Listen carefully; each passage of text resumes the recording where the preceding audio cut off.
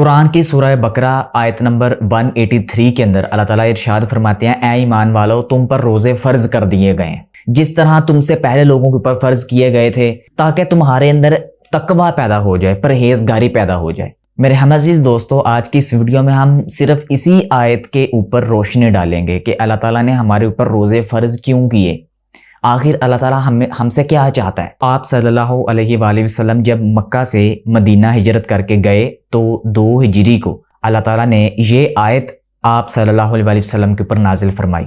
روزے تو پہلے بھی تھے، لیکن اس آیت کے نازل ہونے کے ساتھ ہی جو روزے چل رہے تھے، رمضان کے روزے فرض کر دیے گئے۔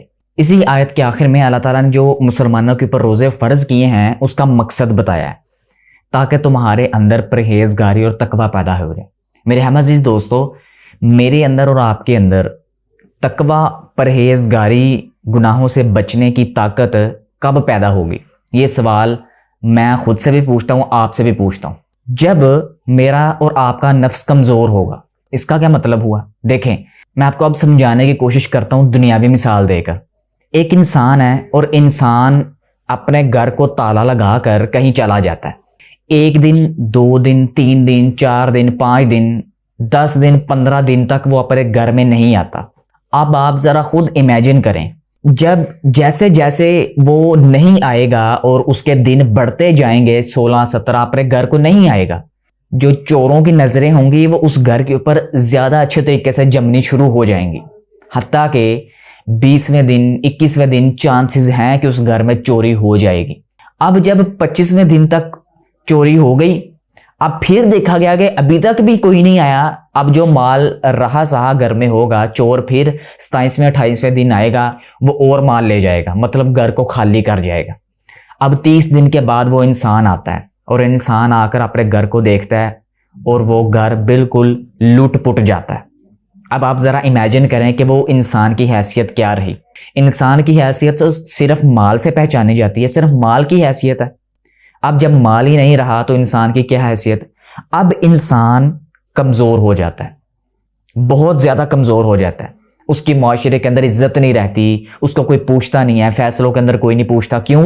کیونکہ اس کے پاس مال نہیں ہے۔ اب جب تک وہ کمائے گا نہیں، محنت نہیں کرے گا، تب تک اس کی معاشرے کے اندر اور انسانوں کے اندر عزت نہیں ہوگی۔ ایسا ہی ہے۔ اب آپ ذرا سوچیں، اللہ تعالیٰ نے میرے اور آپ کے اندر تقوی پیدا کرنا تھا، اب اللہ تعالیٰ نے راستہ بھی دیا ہے۔ اللہ تعالیٰ نے نفس اور شیطان کا جو گہرا تعلق تھا، نفس شیطان کا اصل میں گھر ہے۔ اب جب شیطان کو تو قید کر دیا، نفس رہ گیا خالی، گھر رہ گیا خالی، اب ہم نے کیا کرنا ہے؟ ہم نے چوری کرنی ہے، اب ہم نے اس نفس کو کمزور کرنا ہے۔ اب نفس کیسے کمزور ہوگا؟ برائیوں کو چھوڑ دو۔ اب چھوڑیں گے کیسے؟ چھوڑنی بہت آسان ہو گئی۔ میں اور آپ یہ بات بڑے اچھے طریقے سے جانتے ہیں کہ رمضان کے اندر اللہ تعالیٰ نے ہمارے اوپر ایک بہت بڑا بوجھ ہوتا ہے، وہ اتار دیا جاتا ہے۔ وہ بوجھ کیا ہے؟ وہ شیطان ہوتا ہے۔ ایک ہر ٹائم جو ایک بوجھ ہوتا ہے نا ہمارے اوپر، ایک پریشر ہوتا ہے، یہ کر لو، ایسا کر لو، ویسا کر لو۔ رمضان کے اندر ایک سکون، سکینت طاری ہو جاتی ہے ہر انسان کے اوپر۔ وہ اصل میں بوجھ صرف شیطان ہی ہوتا ہے۔ جب وہ شیطان قید کر دیا گیا کہ شیطان تمہیں اب تنگ نہیں کرے گا، 30 دن ہمیں اب شیطان نے تنگ نہیں کرنا، اب تم اس نفس کی تربیت کر لو، جیسے اس گھر کو، اس نفس کو سجانا ہے سجا لو۔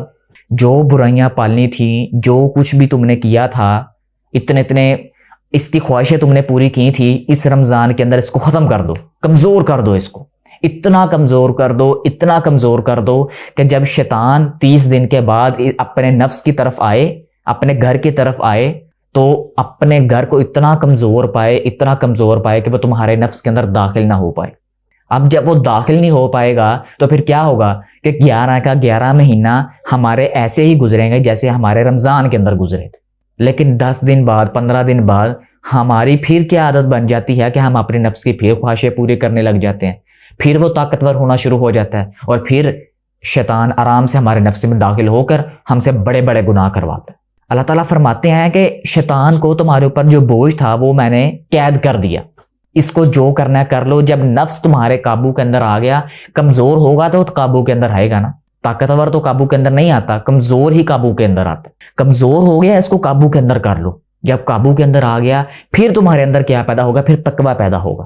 تقوی کیا چیز ہے, ڈر کیا چیز ہے, پرہیزگاری. اب پرہیزگاری اللہ تعالیٰ میرے اور آپ کے اندر پیدا کیوں کرنا چاہتا ہے؟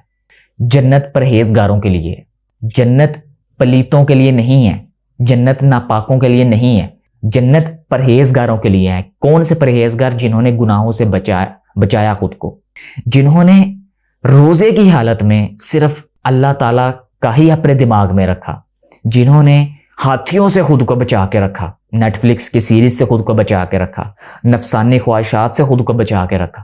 ایک دم سے اثر ختم نہیں ہو جاتا. جب شیطان گھر کو چھوڑ کر جاتا ہے اپنے نفس کو, تو نفس کا اثر پہلے روزے سے ہی ختم نہیں ہو جاتا. 10 دن یا 15 دن اس کو ٹریننگ دینے میں لگ جاتے ہیں کہ ابھی شیطان نے 30 دن گھر نہیں آنا, اس کو سمجھانا پڑتا ہے. بعد میں وہ کمزور ہونا شروع ہوتا ہے. جب ایک بچہ کمزور ہو جاتا ہے, پھر میں اور آپ اپنی مرضی سے اس نفس کو ٹرین کرتے ہیں, اپنی مرضی سے اس نفس کو بڑا کرتے ہیں کہ وہ ہمارے ہاتھوں سے نکل نہ جائے. فجر کی نماز باجماعت ادا کرتے ہیں, امی ایک آواز دیتی ہیں تو ہم فوراً سے اٹھ پڑتے ہیں. اس کا کیا مقصد ہوا؟ شیطان ہمارے سے غائب ہو گیا, فوراً ہم اٹھ گئے, روزہ ہم نے رکھا اور نماز بھی ادا کی. اب رمضان کے بعد کیا ہوگا؟ شیطان آئے گا, ہمارے اوپر بوجھ ڈالنے کی کوشش کرے گا, پریشر ڈالے گا اور ہمیں کہے گا کہ سو جاؤ, ابھی کافی وقت ہے. لیکن وہی وقت ہے اپنے نفس کو جو ٹرین ہم نے کیا ہوا 30 دن رمضان کے اندر ہم نے جو اپنے نفس کو ٹرین کیا تھا, اس کو جو ہے واپس اپنے قابو میں لانے کا وہی وقت ہے. شیطان کی اس وقت کوئی ویلیو نہیں رہ جاتی. اللہ کے نبی صلی اللہ علیہ وآلہ وسلم فرماتے ہیں کہ جو شیطان کا وار ہے وہ مکڑی کے جالے کی طرح ہے. مکڑی کا جالا کتنی کی حیثیت رکھتا ہے. اصل میں یہ سارا کا سارا پروسیس رمضان کے اندر جو کچھ بھی چلتا ہے, اللہ تعالیٰ صرف یہی چاہتا ہے کہ ہر ایمان والے کے اندر ایمان پیدا ہو جائے, کیونکہ اللہ تعالیٰ اپنے بندے سے اتنا پیار اور اتنی محبت کرتا ہے کہ کسی بھی انسان کو اللہ تعالیٰ جہنم میں نہیں پھینکنا چاہتا, مسلمان کو.